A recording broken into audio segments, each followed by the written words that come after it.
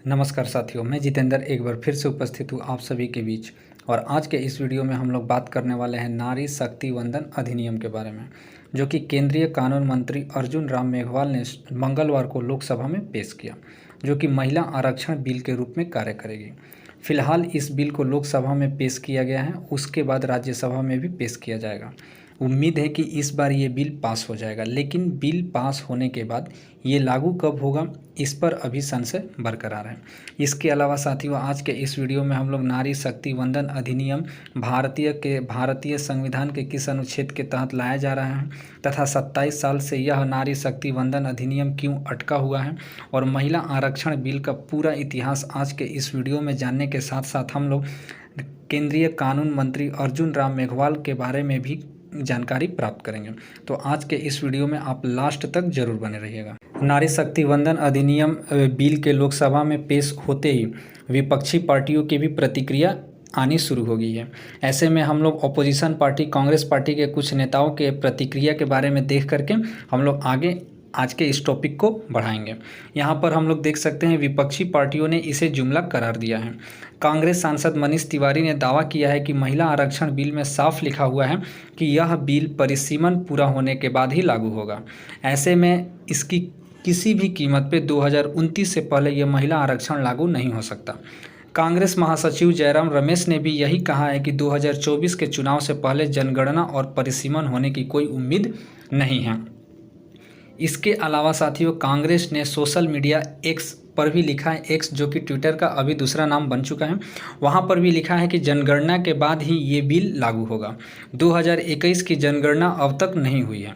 2027 या 2028 में जनगणना होगी, उसके बाद परिसीमन की प्रक्रिया होगी और तब जाकर महिला आरक्षण बिल लागू होगा।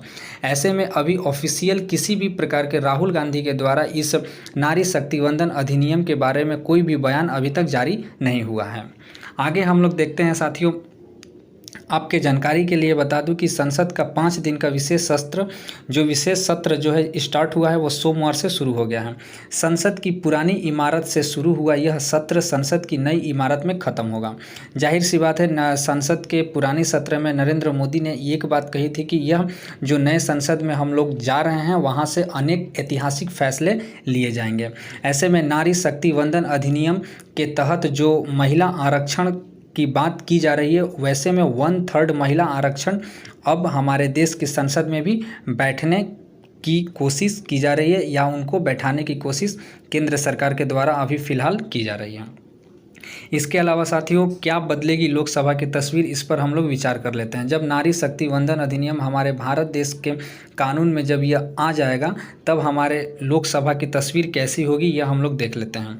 फिलहाल कुल सदस्य की संख्या 543 है और मौजूदा सदन में महिलाओं की संख्या जो है वो 82 है।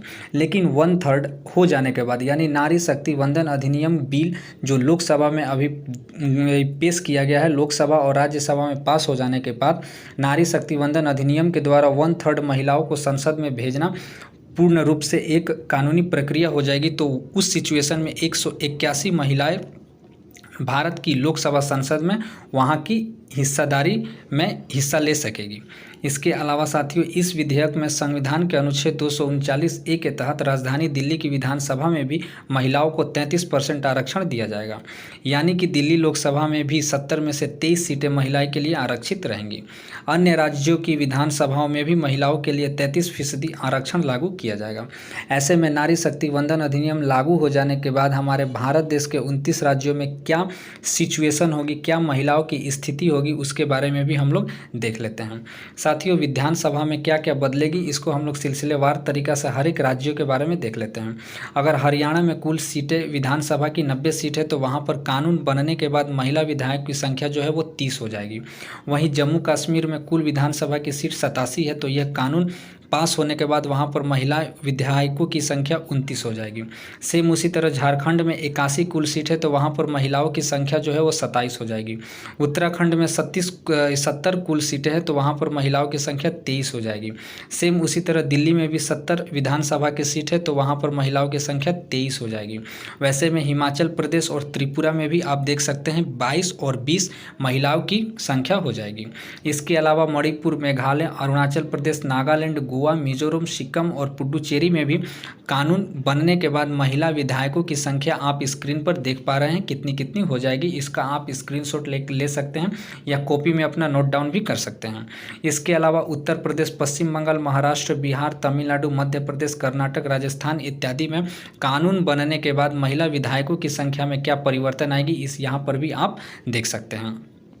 उसके अलावा गुजरात, आंध्र प्रदेश, उड़ीसा, केरल, असम, तेलंगाना, पंजाब और छत्तीसगढ़ में महिलाओं की क्या स्थिति हो जाएगी नारी शक्ति वंदना अधिनियम बिल पास होते ही लोकसभा और राज्यसभा में, इसके आप स्क्रीन पर देख सकते हैं। तेलंगाना में साथियों कुल विधानसभा सीटों की संख्या 119 है और कानून बनने के बाद महिला विधायकों की संख्या वहाँ पर 39 हो जाएगी। इसके अलावा साथियों अभी जो तमाम खबर है, तमाम अखबारें हैं अपने अपने हिसाब से रिपोर्ट छाप रही हैं। वैसे में दी टाइम्स ऑफ इंडिया ने सूत्रों के हवाले से बताया है कि ये महिला आरक्षण 2024 से नहीं बल्कि 2029 के चुनाव से लागू किए जाएंगे। ऐसे में 2024 में भी लोकसभा का चुनाव होने वाले हैं। ऐसे में ये अटकलें तेज हो चुकी है कि नारी शक्ति वंदन अधिनियम इसी समय लागू कर दिया जाएगा और 2024 इलेक्शन में महिलाओं के लिए 1/3 सीट को आरक्षित कर दिया जाएगा। देखते हैं आगे क्या होता है।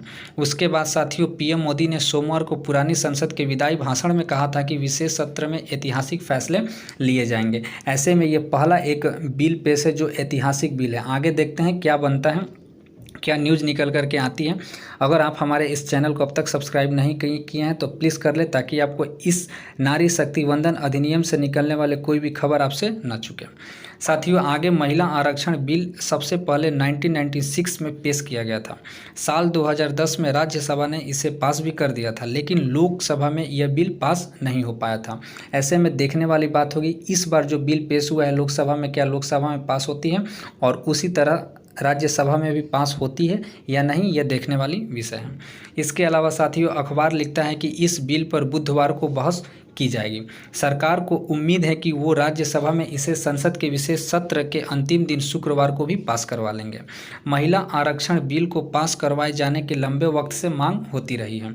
कुछ दिन पहले ही कांग्रेस कार्य समिति ने मोदी सरकार से संसद के विशेष सत्र में इस बिल को पास करवाए जाने की मांग भी की थी, लेकिन ऐसे में जब यह बिल पेश हुआ है तो कांग्रेस के बड़े बड़े प्रवक्ता ये बता रहे हैं कि ये बिल अभी पास होना उचित नहीं है या पास करना उचित नहीं है। इसको आप पास 2029 के लोकसभा चुनाव में ही कर सकते हैं। देखते हैं आगे क्या होता है। ऐसे में अर्जुन राम मेघवाल जो कानून मंत्री लोकसभा संसद में खड़े होकर नारी शक्ति वंदन अधिनियम के बारे में अपना बयान दिया, तो उनके बारे में हम लोग थोड़ी सी जानकारी प्राप्त कर लेते हैं। साथियों इनका जन्म 7 दिसंबर 1954 में हुआ था। ये 13 साल की उम्र में ही इन्होंने शादी कर लिया था। 1977 ईस्वी में कानून में स्नातक स्तर की पढ़ाई भी पूरी की थी। उसके अलावा 1979 में आर्ट्स में स्नातक पूरा किया। उसके अलावा 1980 में RAS बने और इसके बाद IAS अधिकारी भी बने। 2009 में बीकानेर लोकसभा से पहला इन्होंने चुनाव जीता था। उसके बाद 2014 के लोकसभा चुनाव में दूसरी बार सांसद निर्वाचित हुए थे और 2019 के लोकसभा चुनाव में तीसरी बार सांसद निर्वाचित हुए थे तथा अभी रिसेंटली 18 मई 2023 में कानून मंत्रालय की जिम्मेदारी इन्हें सौंपी गई है।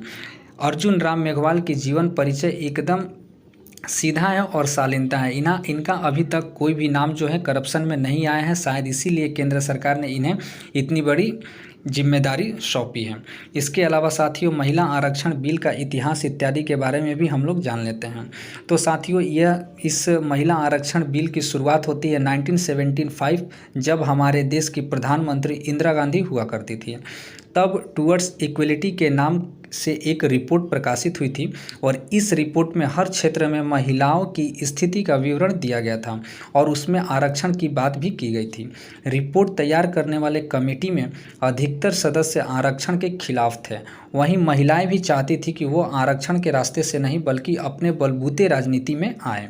पूर्व प्रधानमंत्री उसी समय के राजीव गांधी ने 1980 के दशक में पंचायत और स्थानीय निकाय चुनाव में महिलाओं को 1/3 आरक्षण दिलाने के लिए विधेयक पारित करने की कोशिश भी की थी, लेकिन राज्य की विधानसभाओं ने इसका विरोध किया था और उनका कहना था कि इससे महिलाओं की शक्ति में कमी आएगी। महिला आरक्षण विधेयक को HD देवगौड़ा की सरकार ने भी पहली बार 12 सितंबर 1996 को पेश करने की कोशिश की थी। इसके अलावा साथियों इस गठबंधन सरकार को कांग्रेस बाहर से इसको समर्थन दे रही थी तथा उसी समय मुलायम सिंह यादव और लालू प्रसाद यादव इस सरकार के दो मुख्य स्तंभ हुआ करते थे जो महिला आरक्षण के विरोधी थे। बात को ध्यान से समझिएगा, मुलायम सिंह यादव और लालू प्रसाद यादव उस समय महिला आरक्षण के विरोधी में खड़े थे। वैसे में जून 1997 में एक बार फिर इस विधेयक को पास कराने का प्रयास किया गया था। उस वक्त उस समय शरद यादव ने इस विधेयक की निंदा करते हुए एक विवादास्पद टिप्पणी भी किया हुआ था। उन्होंने उस टिप्पणी पे कहा था कि परकटी महिलाएं हमारी महिलाओं के बारे में क्या समझेंगी और वो क्या सोचेंगी। उस समय काफ़ी वाद विवाद भी इस बयान को लेकर के हुआ था। उसके बाद साथियों 1998 यानी 1998 ईस्वी में 12वीं लोकसभा में जब अटल बिहारी वाजपेयी की एनडीए की सरकार बनी थी, उस समय की तत्कालीन कानून मंत्री एन थम्बुदुरई ने इस विधेयक को पेश करने की कोशिश की थी पर सफलता नहीं मिली थी। उसके बाद साथियों एनडीए की सरकार ने दोबारा 13वीं लोकसभा में 1999 में इस विधेयक को पेश करने की कोशिश की थी। उसके बाद भी उन्हें सफलता हाथ नहीं लगी थी। साल 2023 में एनडीए सरकार ने फिर कोशिश की, लेकिन प्रश्नकाल में ही सांसदों ने खूब हंगामा किया और ये विधेयक को पारित नहीं होने दिया। उसके बाद साथियों 2010 में राज्यसभा में यह विधेयक पारित हुआ, लेकिन ये लोकसभा में तब भी पास नहीं हो पाया। कांग्रेसी नेता राहुल गांधी ने 2019 चुनाव से पहले वादा भी किया था कि अगर उनकी सरकार बनी तो वो सबसे पहले महिला आरक्षण बिल को पास करेंगे। ऐसे में कांग्रेस की अभी दो टुका बयान आ रहा है, कोई कुछ बोल रहा है, कोई कुछ बोल रहा है। और अभी जो INDIA गठबंधन बना हुआ है, इसमें सारी पार्टियां मिल करके रूलर पार्टी यानी बीजेपी के खिलाफ है। यहाँ पर इनका भी बयान एक समान देखने को नहीं मिल रहा है। अखिलेश यादव नारी शक्ति वंदन अधिनियम का अभी भी विरोध कर रहे हैं। वहीं कांग्रेसी प्रवक्ता राहुल गांधी ने 2019 में कहा भी था कि हमारी सरकार आएगी तो नारी शक्ति वंदन अधिनियम बिल को पास कराया जाएगा और उन्हें सीट को आरक्षित किया जाएगा। ऐसे में अभी कांग्रेसी कुछ नेता जो हैं उनके लीडर अभी इस बिल को लेकर के विरोध में बयान दे रहे हैं। ऐसे में राहुल गांधी के बयान का इंतजार होगा और वो नारी शक्ति वंदन अधिनियम के बारे में क्या बोल रहे हैं यह भी देखने वाली बात होगी। ऐसे में साथियों अगर आप तक हमारे इस चैनल को सब्सक्राइब नहीं किए हैं तो प्लीज़ कर दें ताकि आपको ऐसे ही वीडियो का नोटिफिकेशन प्राप्त होता रहे। नारी शक्ति वंदन अधिनियम का बुधवार यानी कल के दिन हो सके तो बहस होगी और उसके बाद देखा जाता है क्या होता है। लोकसभा में और राज्यसभा में पास होता है, अगर ये पास होता है ये कब हमारे भारत देश में लागू होगा इस पर भी देखने वाली बात है। ऐसे में ये समय समय पर ये बिल पेश होता रहा है, लेकिन अभी तक ये बिल पास नहीं हो पाया है। इस बार देखने वाली बात है कि नारी शक्ति वंदन अधिनियम क्या इस बार भी पास होती है या फिर से यह पहले की जैसे ही लटक जाती है। ऐसे में जो भी खबर निकल करके आएगी साथियों मैं आपको अपने इस यूट्यूब चैनल के माध्यम से ज़रूर बताऊँगा। तब तक के लिए धन्यवाद। मिलते हैं हम लोग नेक्स्ट वीडियो में।